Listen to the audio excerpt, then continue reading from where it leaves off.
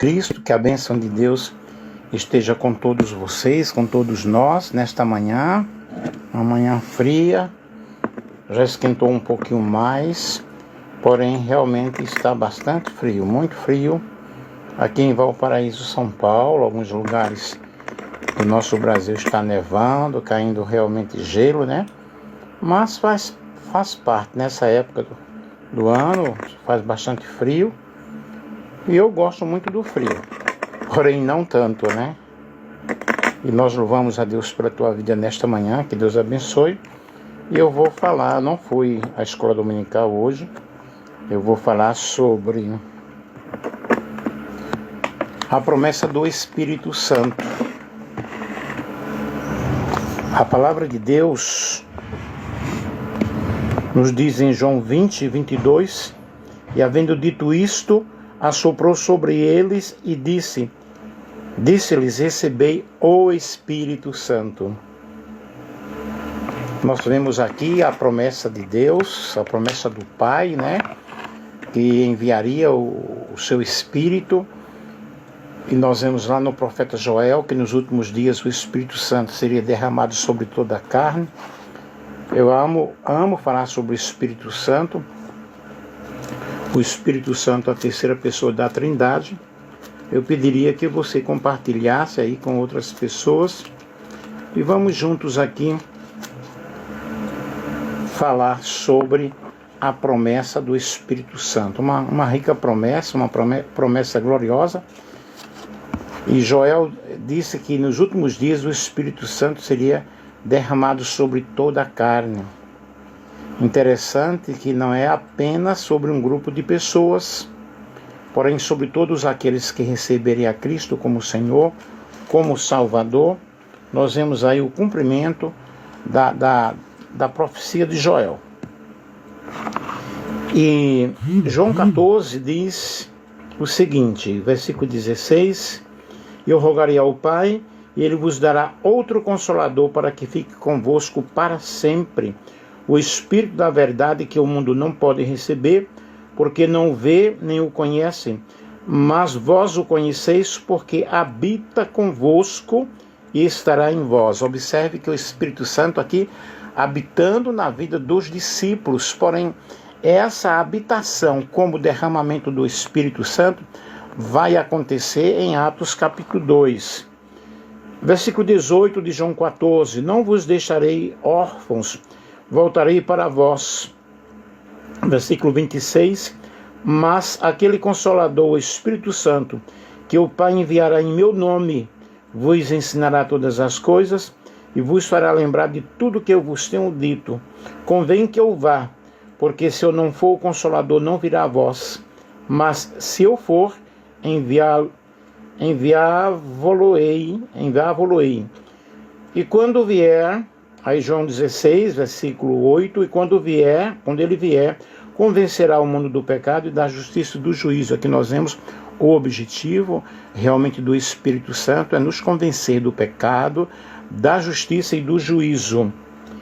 Versículo 13, mas quando vier aquele Espírito de verdade, quando vier aquele Espírito da verdade, ele vos guiará em toda a verdade, porque não falará de si mesmo, mas dirá tudo o que tiver ouvido e vos anunciarei o que há de vir. Ele nos ensina, ele nos guia, fala, revela, mostra, nos dá poder, né? E nós vamos falar aqui sobre a promessa do Espírito Santo. Promessa essa realmente que se cumpriu, né? Cumpriu-se lá em Atos, no capítulo 2, que nós vemos Joel prometendo o Espírito Santo. No fim dos tempos derramaria do seu Espírito sobre toda a carne, e nós vemos o Espírito Santo atuando na vida das pessoas, atuando em cada coração, atuando em cada vida de uma forma toda especial. Louvamos a Deus pelo glorioso Espírito Santo que nos convence do pecado, da justiça, do juízo, que nos enche de alegria, de paz. É o Espírito Santo que está conosco a todo instante, a todo momento, nos consolando nos momentos mais cruéis da nossa existência. Aí Joel, no capítulo 2, no versículo 18, fala sobre: então o Senhor me mostrou zeloso da sua terra e compadeceu-se do seu povo. E o versículo 25 diz: restituir-vos-ei os anos que comeu o gafanhoto, a locusta, o pulgão, a lagarta, o meu grande exército que enviei contra vós. Aqui nós vemos a repreensão do Senhor. Mas no versículo 28 diz: e há de ser que depois que o povo realmente tiver uma vida modificada, tiver uma vida transformada, depois que houve aí o juízo de Deus, há de ser que derramarei o meu espírito sobre toda a carne, e vossos filhos e vossas filhas profetizarão, vossos velhos terão sonhos, vossos jovens terão visões. E também sobre os servos e sobre as servas naqueles dias derramarei do meu espírito. Glorioso derramamento do Espírito Santo que cumpriu-se em Atos capítulo 2. E a promessa do Espírito Santo não se restringiu apenas ao pessoal do passado, apenas aos discípulos, mas é uma realidade que está ao alcance de todas as pessoas, ao alcance de todos nós, e não devemos subestimar a presença do Espírito Santo e na vida das pessoas, na vida daqueles que acreditam em Cristo, que creem em Jesus como seu Senhor e como Salvador. E Ele habita em nós, em nossos corações. Agora, depois do Pentecostes, Ele veio habitar internamente na vida da igreja. Antes, no Velho Testamento, o Espírito Santo vinha sobre as pessoas esporadicamente. E o falar em línguas, por exemplo, nós vamos observar em Atos no capítulo 2. Não vemos no Velho Testamento ninguém falando em línguas, Muito embora que as línguas do Novo Testamento, lá em Atos, no capítulo 2, são línguas com evidências físicas das pessoas que falavam no próprio idioma, ali para a evangelização das pessoas daquele momento. Não foi por acaso que o Senhor chamava os seus discípulos de filhinhos, porque havia uma relação muito forte com o Senhor, e sobre esses filhinhos foi derramado o Espírito Santo. Eles não ficariam órfãos, O Espírito Santo seria enviado para eles. E hoje, na vida da igreja, o Espírito Santo habita em nós. E o Espírito Santo, ele nos orienta, ele nos consola, além de nos dotar de uma poderosa capacitação, de poder, para que nós possamos testemunhar a palavra do Senhor. E Jesus enviará o Consolador. Nós observamos isso no Evangelho de João, quando ele fala sobre: eu vou enviar outro Consolador. Evidentemente, ele também era o Consolador, mas enviaria outro Consolador. E se eu não for o Consolador, não virá.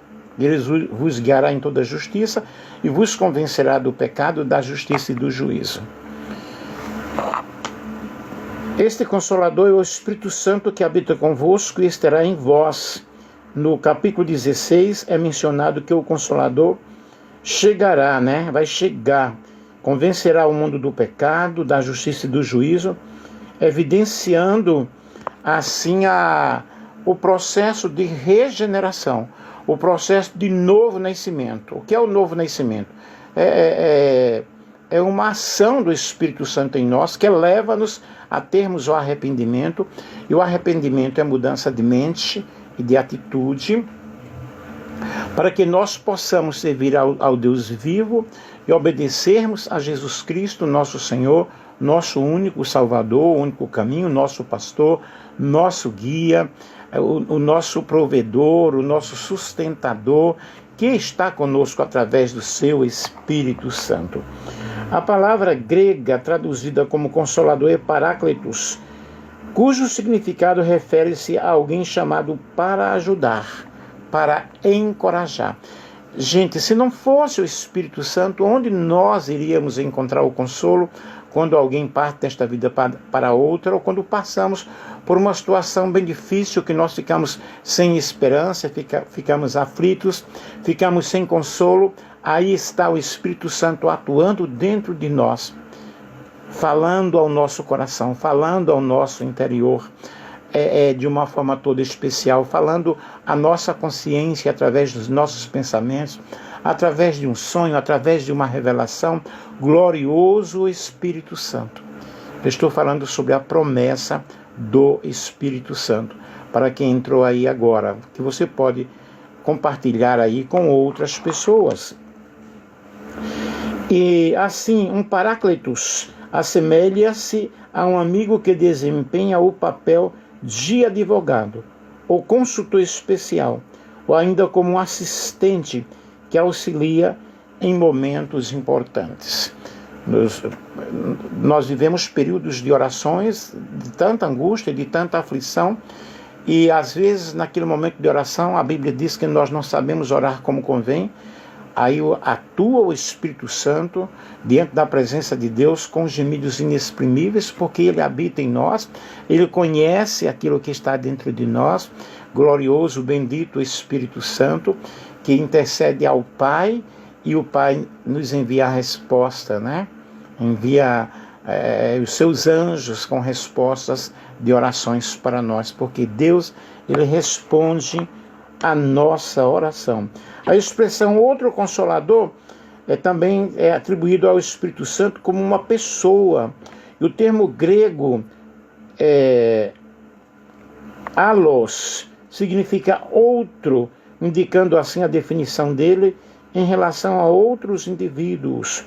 Aí nós vemos aí essa singularidade do Espírito Santo. Esse Espírito Santo que vai atuando dentro de nós, alegrando os nossos corações nos momentos mais tristes da nossa vida. De repente você aí já passou por uma experiência em que o Espírito Santo atuou na tua vida, atuou no teu coração, te dando paz, alegria, satisfação, consolando nos momentos de aflições. Se alguém quiser compartilhar alguma coisa semelhante, aí você pode digitar aí, pode falar. E a palavra diz: não vos deixarei órfãos. A palavra grega para órfãos presente em João 14:18 é órfanos. Quando Jesus morreu, os discípulos sentiram-se sozinhos, sentiram-se órfãos. Mas não foi por acaso que o Senhor Jesus chamou seus discípulos de filhinhos. Aí nós vemos essa relação gloriosa, essa intimidade gloriosa do Senhor Jesus Cristo. Aí nós vemos João capítulo 13, Evangelho segundo escreveu São João, o capítulo 13 e o versículo 33, e tudo quanto pedirdes, não estou lendo no 14, deixa eu ver aqui. Filhinhos, João capítulo 13, versículo 13, filhinhos, por um pouco estou convosco. Vós me buscareis, mas como tenho dito aos judeus, para onde eu vou, não podeis vós ir, e eu vou-lo digo também. Aí Jesus aqui nos chamou os discípulos de filhinhos, né? E João 14,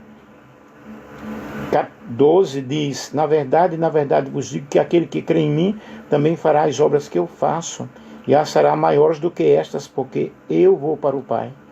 Versículo 12, versículo 13, tudo quanto pedirdes em meu nome eu farei, para que o Pai seja glorificado no Filho.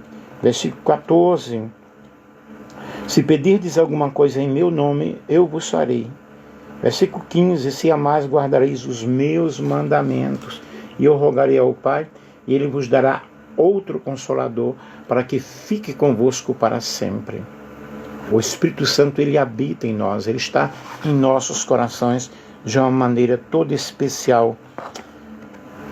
E nós temos essa garantia neste selo, este Espírito Santo em nossas vidas. João 20, 22, os discípulos, o Espírito Santo habita nos discípulos. Consideramos o contexto que envolve os versículos 21 e 22 do capítulo 20 de João, e nessa ocasião Jesus, o nosso Senhor, apareceu ressuscitado e glorificado. Aí nós encontramos essas passagens bíblicas aí, onde se encontra os versículos 20 e 22, que começam no versículo 19, João capítulo 20, 19 a 23. E assim o cenário em que Jesus se apresenta ressuscitado, com um corpo glorificado, remete tanto ao contexto anterior como ao imediato. Aí Jesus assoprou sobre eles o Espírito Santo. O capítulo 20 do Evangelho de João contém um versículo que gera diversas interpretações teológicas, que é o versículo 22. No entanto, a Bíblia de Estudo Pentecostal nos oferece uma explicação gloriosa, uma explicação significativa, que é esse assoprar aí em fusão, o qual também aparece na versão grega da Bíblia, na Septuaginta, em Gênesis 2 e versículo 7, significando fôlego de vida, significando o Espírito, e é utilizado também por Ezequiel no capítulo 37, versículo 9, e no contexto assoprar os mortos para que eles vivam, assoprou sobre eles o Espírito, vem o Espírito e assopra sobre esses mortos, né? E nós vemos em João 20 e 22, então, quando ele diz receber o Espírito Santo, aí nós observamos não o derramamento do Espírito Santo como em Atos, no capítulo 2, mas indicando que o Espírito Santo habitou os discípulos naquele momento específico. E a partir desse ponto, os discípulos tornaram-se nova criação, regenerados, com uma vida totalmente diferente, e pregando a palavra do Senhor e pregando o Evangelho. O versículo 22, na realidade, relaciona-se com o precedente de maneira diferente. O termo não ocorre na narrativa. Aqui nós temos podemos conferir com um comentário aí, e João declara que, havendo dito isso, Jesus assoprou e diz: recebei o Espírito Santo. Nós vemos aí eles recebendo o Espírito Santo com um empenho diferente, e lembremos-nos,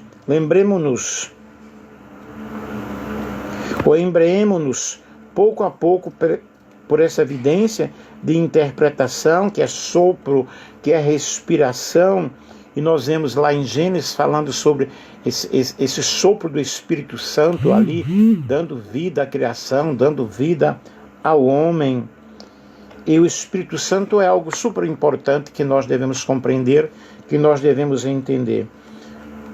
Aí observamos aqui a promessa do Espírito Santo. De repente, quando fala em Atos, no capítulo 2, o aparecimento de Jesus em João 20, refere-se justamente ao período da Páscoa e o dia do Pentecostes. E após a ressurreição, o Senhor aparece aos discípulos.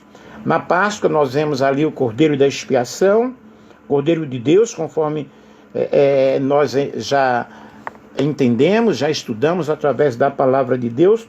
Mas aí no dia de Pentecostes ocorre um acontecimento genuíno, um acontecimento fenomenal, que é justamente o derramamento do Espírito Santo. E todos foram cheios do Espírito Santo. Observamos que durante o ato de conversão, o Espírito Santo ele realiza a regeneração, o novo nascimento, uma transformação na vida do indivíduo, convencendo o homem do pecado, da justiça e do juízo.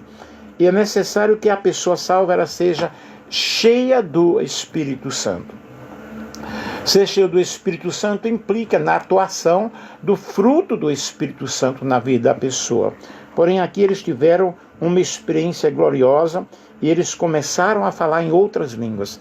Foram batizados com o Espírito Santo.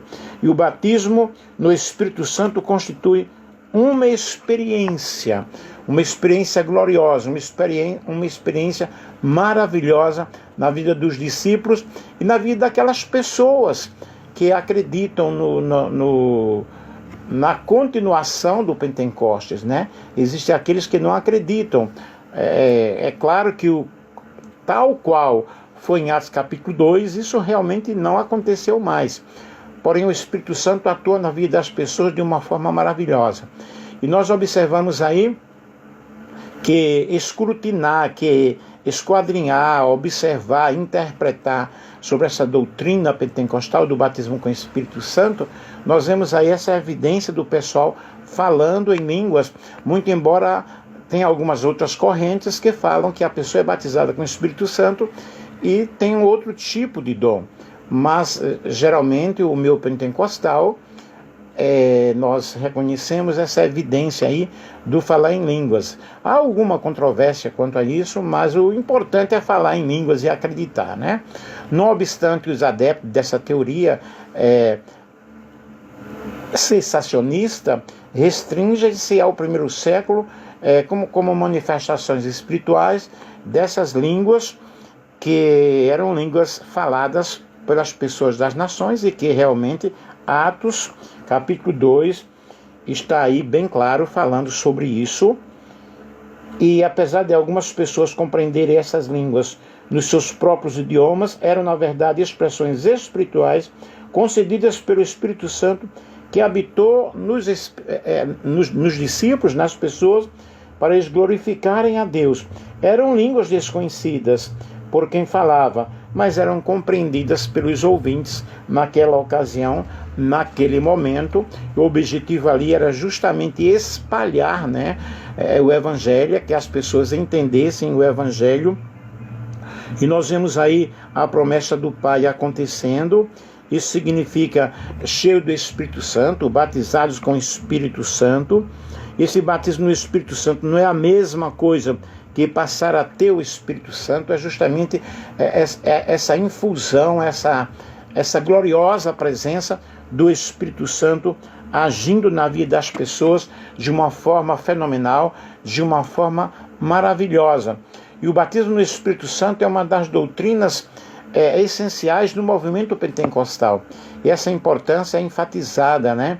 Principalmente na Assembleia de Deus, que adota o padrão aí do batismo com o Espírito Santo. E logo quando a Assembleia de Deus ela tem a sua origem, Jesus salva, Jesus cura, batiza com o Espírito Santo, prepara o pecador e leva para os céus. Eu sou dessa época, né? Dessa renovação, desse poder, dessa efusão do Espírito Santo de uma forma muito especial.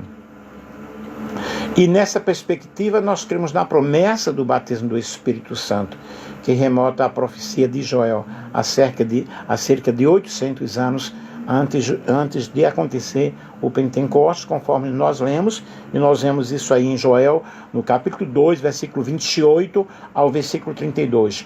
No Novo Testamento nós vemos João Batista, o precursor do Messias, que confirma a promessa que é registrada por todos os evangelistas. Nós vemos Mateus, capítulo 3, versículo 11, Marcos, capítulo 1, versículo 8, e por aí vai.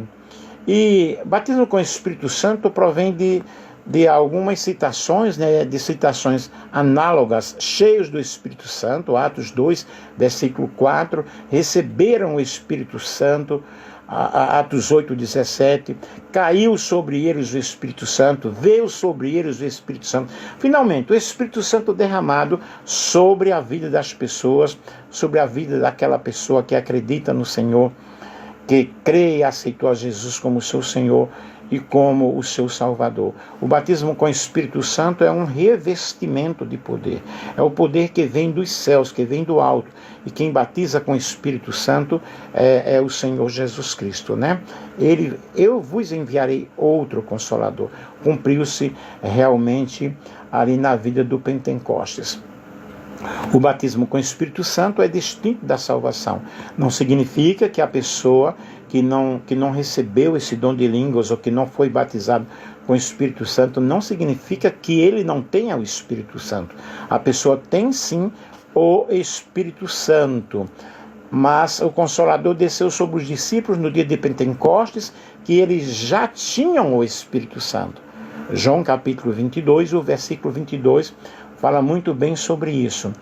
Mas nesta perspectiva nós vemos então que ter o Espírito Santo e ser batizado com o Espírito Santo é uma infusão, é algo fenomenal. E nesse aspecto, o batismo com o Espírito Santo é quando o crente realmente recebe esse revestimento de poder do alto, esse revestimento do poder do Senhor. E os sinais da descida do Espírito Santo, a narrativa de Atos, registra algo sobrenatural que marcou aquele dia.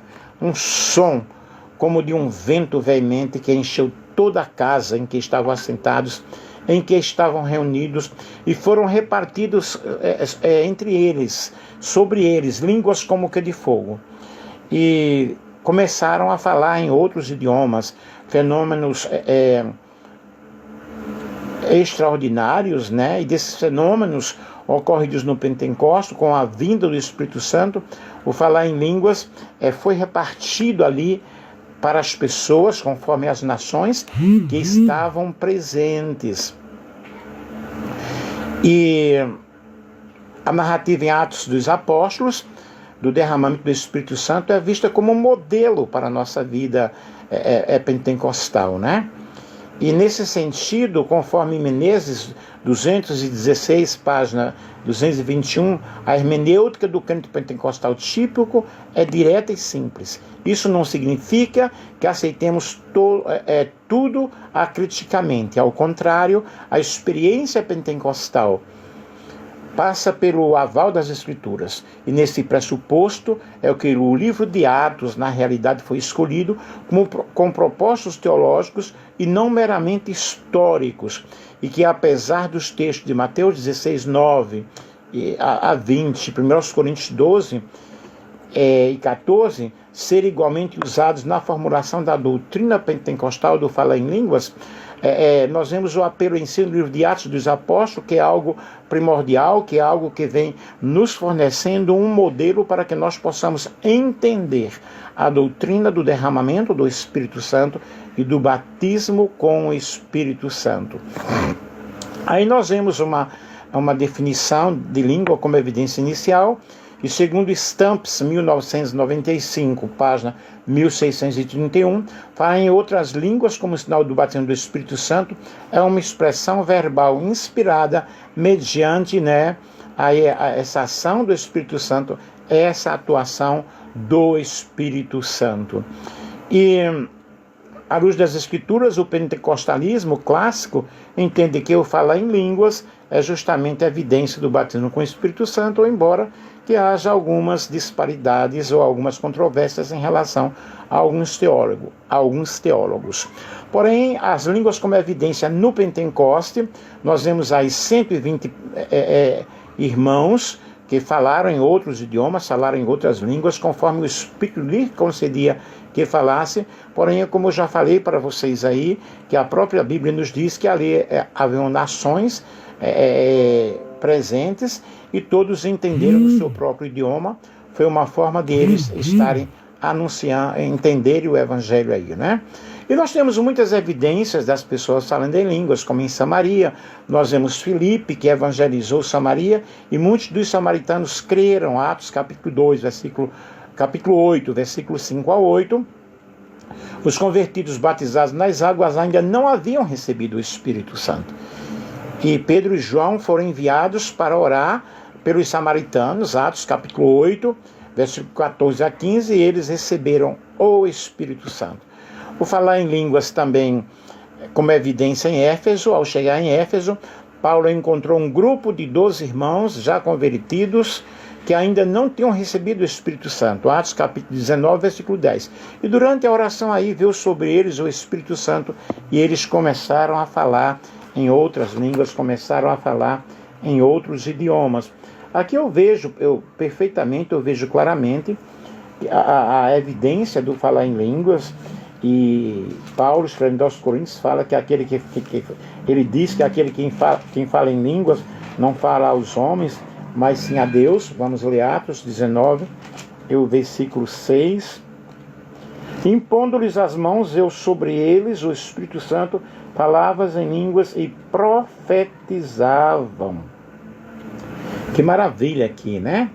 Então esse línguas aqui, eu vejo que são as línguas que Paulo expressa no livro de Coríntios. E é maravilhoso nós falarmos em línguas estranhas na presença do Senhor. Que nós possamos entender, que nós possamos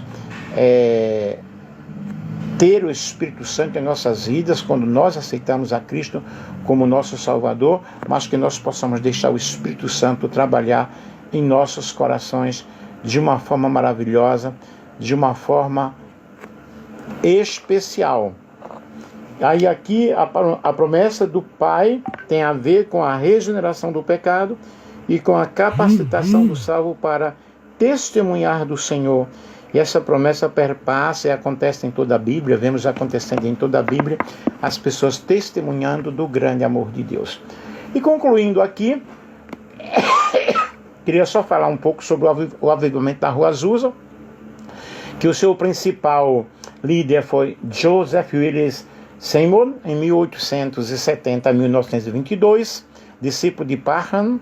Após ser batizado com o Espírito Santo, com a evidência do falar em línguas, Seymour locou um salão na Rua Azusa, em Los Angeles, onde a partir de 1906 a mensagem pentecostal foi pregada e se alastrou no mundo. O movimento também é identificado como Missão da Fé Apostólica, de acordo com Araújo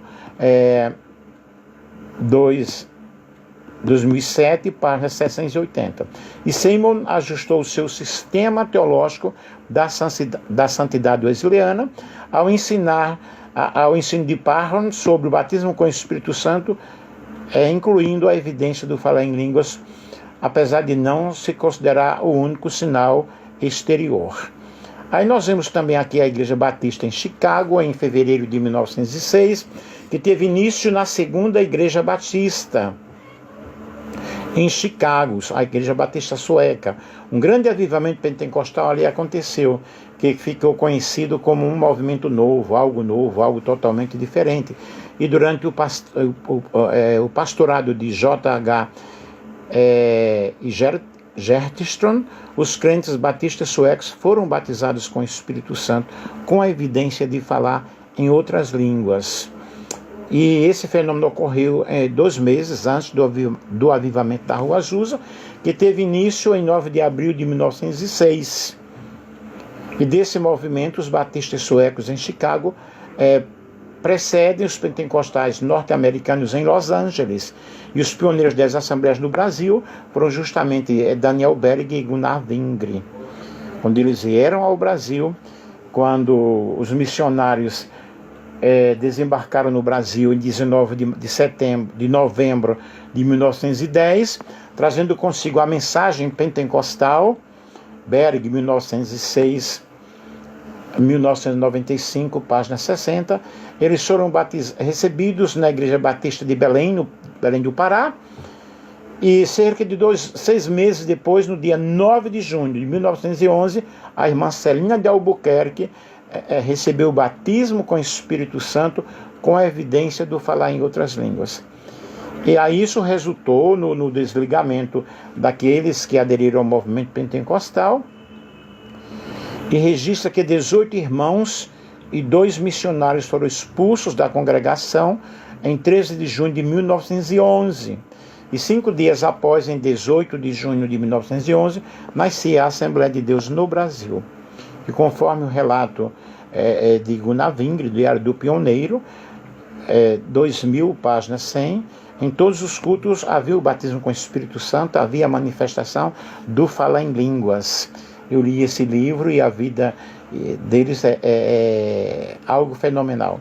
Então, queridos, esses relatos bíblicos, esses relatos históricos, essas explicações que nós falamos aqui para vocês, mostrando sobre o falar em línguas e o derramamento do Espírito Santo, a promessa do derramamento do Espírito Santo é algo realmente extraordinário, é algo fenomenal, é algo lindo.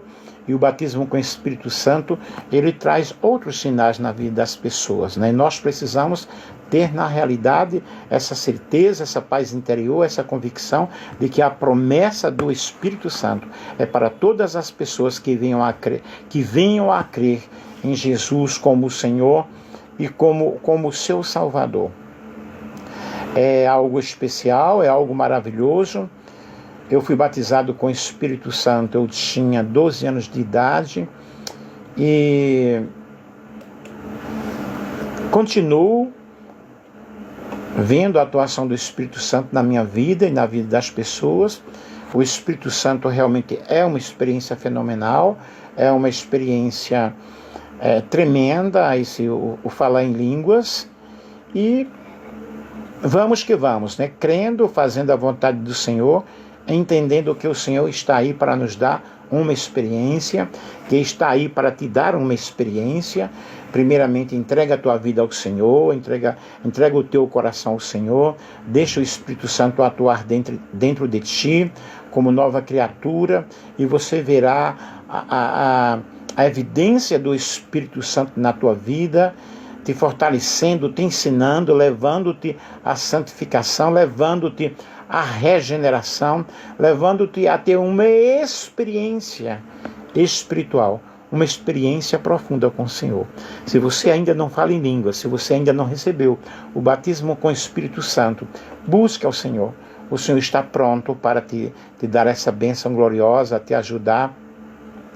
E aqui eu termino dizendo que mostrei sobre essa experiência do Espírito Santo, essa promessa do Espírito Santo, visando a capacitação para o serviço, para o testemunho, para glorificarmos o nome do Senhor. E o Senhor continua batizando com o Espírito Santo. Não é algo que terminou, não é algo que parou, mas é algo que está presente na época atual. Compete-nos nós adentrarmos esse rio de Deus e termos essa experiência gloriosa do batismo com o Espírito Santo.